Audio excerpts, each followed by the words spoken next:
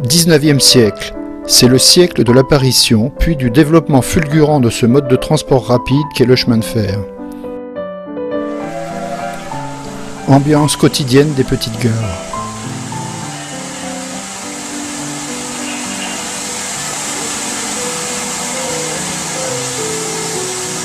Fort logiquement, ce sont les grosses villes qui sont d'abord desservies. Petit à petit, sur pression des élus, des communes, dans le dernier quart de ce 19e siècle, les petites lignes d'intérêt local vont apparaître. Dans les web, c'est pendant la décennie 1890 qu'apparaissent les premières options de tracé.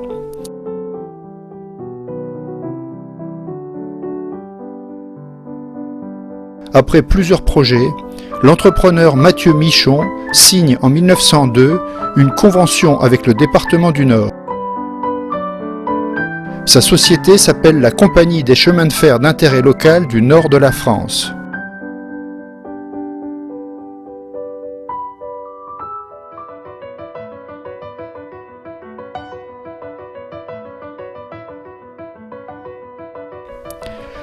La nouvelle ligne va relier la gare de Donsinguin, qui appartient à la Compagnie du Nord, au village de Fromelles par un tracé en S de 18 km à travers les champs et les villages des Wep.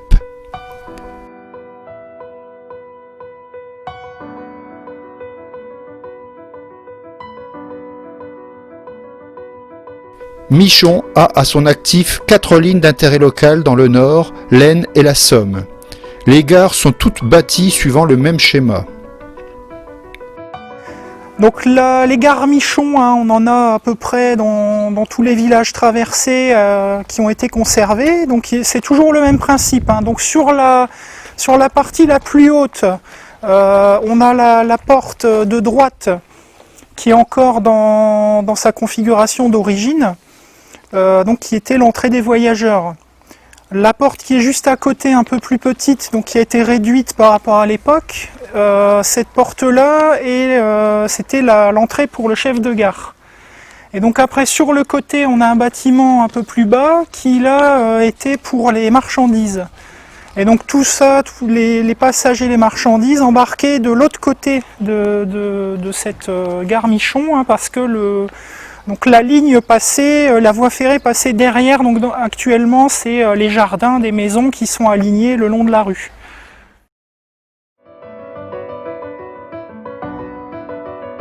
À partir de 1906, le chemin de fer Don-Fromelles va pouvoir emmener des voyageurs, mais aussi des marchandises. La principale étant la betterave à sucre,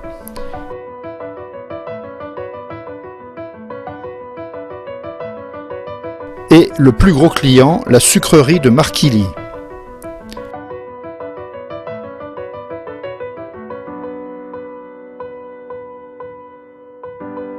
L'activité de la ligne est fortement déficitaire et, ce qui n'arrange rien, Michon a un lourd contentieux avec le département du Nord qui devrait le subventionner pour ses pertes d'exploitation.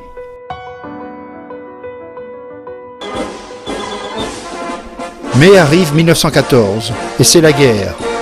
L'activité ferroviaire s'arrête et rapidement, c'est l'occupant allemand qui exploite les voies ferrées dans toute la zone des Wep. Il crée également autour de nouvelles voies étroites à écartement de 60 cm.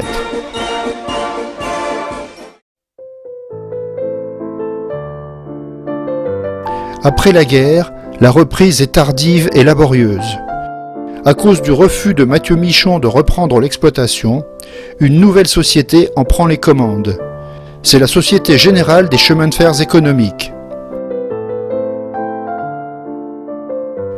En 1923 meurt Mathieu Michon, le fondateur de la première société d'exploitation de cette ligne.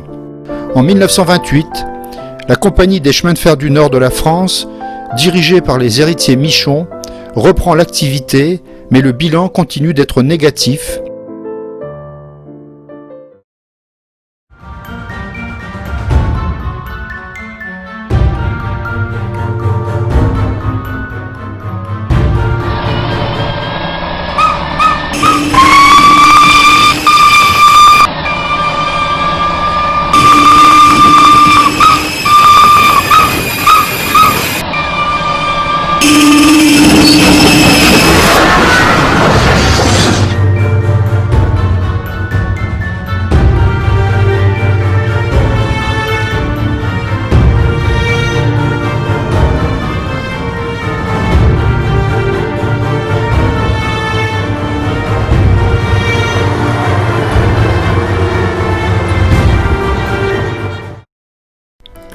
Par suite de la concurrence automobile, cette ligne va amorcer un très long déclin qui va se poursuivre après la dernière guerre.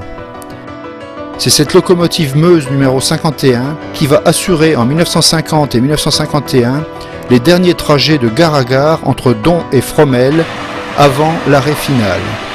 Cette machine assure depuis 30 ans environ la traction d'un train touristique en Alsace près de Mulhouse.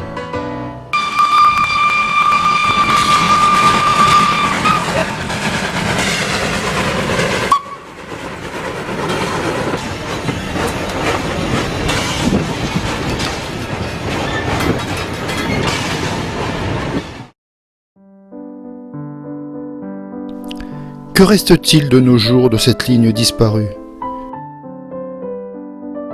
Des remblais encore visibles, des gares, mais plus spécialement Michon.